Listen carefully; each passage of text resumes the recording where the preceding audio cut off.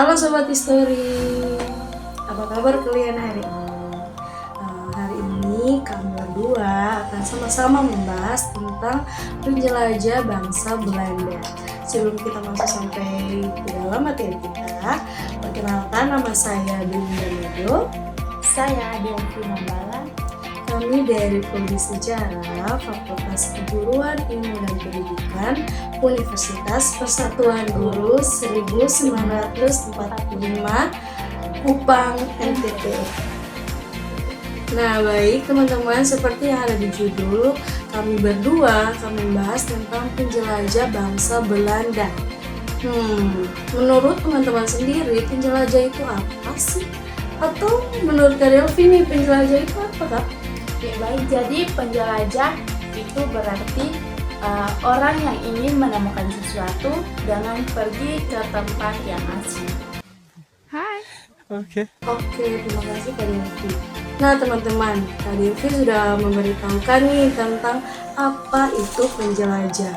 Nah, seperti penjelajah bangsa Belanda, mereka sampai keluar dari tempat mereka, tentunya ada faktor-faktor yang melatar belakangi mereka sehingga mereka keluar dari daerah mereka.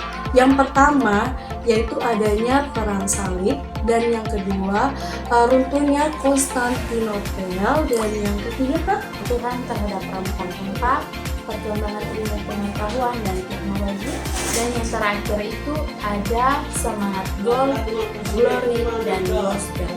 Oke, itu ada beberapa faktor yang melatar belakangi sehingga adanya penjelajahan bangsa Belanda. Nah, teman-teman, tentunya tidak semua bangsa Belanda atau orang-orang Belanda melakukan penjelajahan. Kalau semua pasti kosong dong Kak daerah tersebut. Maka dari itu, kita belajar sama-sama tentang tokoh-tokoh yang melakukan penjelajahan samudra. Yuk kita masuk ke materinya. Tokoh penjelajah samudra dari Belanda yang pertama yaitu William Barents. William Barents merupakan pelaut Belanda yang pada tahun 1594 mencoba berlayar untuk mencari tanah Hindia melalui daerah Kutub Utara. Barents adalah seorang navigator dan kartografer Belanda yang melakukan penjelajahan pertamanya pada 1594 menuju Kutub Utara. Namun, ia gagal karena kapalnya terjepit dan terhenti di sebuah pulau yang dinamakan Novaya Zemlya.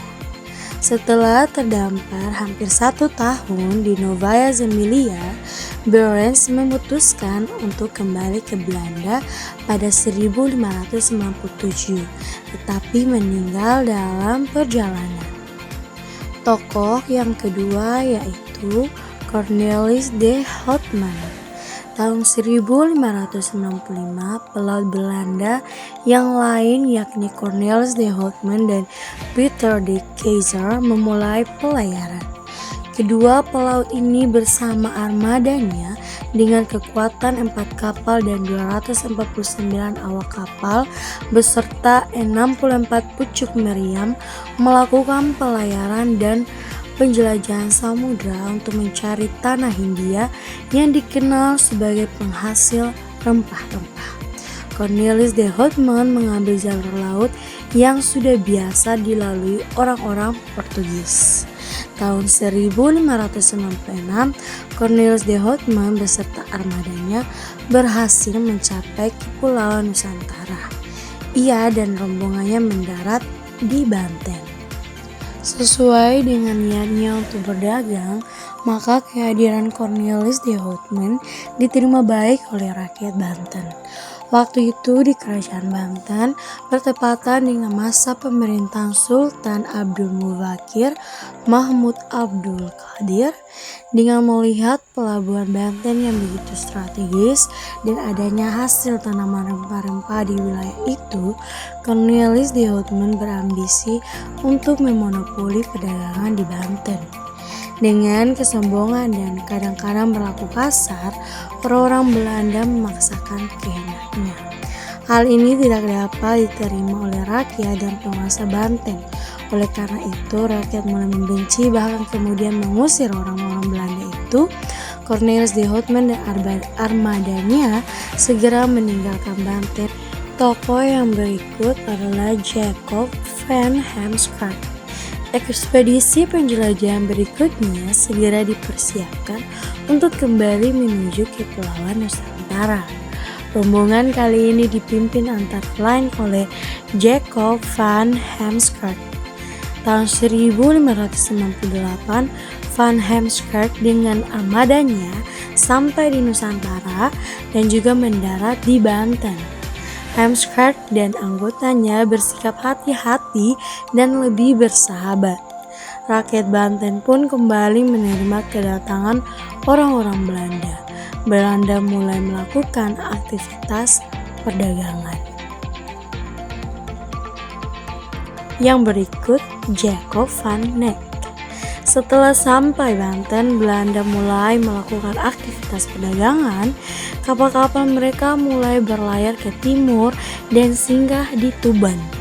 Dari Tuban, pelayaran dilanjutkan ke timur menuju Maluku dengan pimpinan Jacob van Neck tahun 1599. Kedatangan orang-orang Belanda ini juga diterima baik oleh rakyat Maluku. Kebetulan waktu itu Maluku sedang konflik dengan orang-orang Portugis. Oleh karena itu, kedatangan Belanda ini diterima dengan baik dan diberi kebebasan untuk berdagang. Pelayaran dan perdagangan orang-orang Belanda di Maluku ini mendapatkan keuntungan yang berlipat. Dengan demikian, semakin banyak kapal-kapal dagang yang berlayar menuju Maluku. Jadi teman-teman, itu ada beberapa penjelasan tentang tokoh-tokoh dari penjelajah bangsa Belanda. Sekian untuk hari ini. Dadah!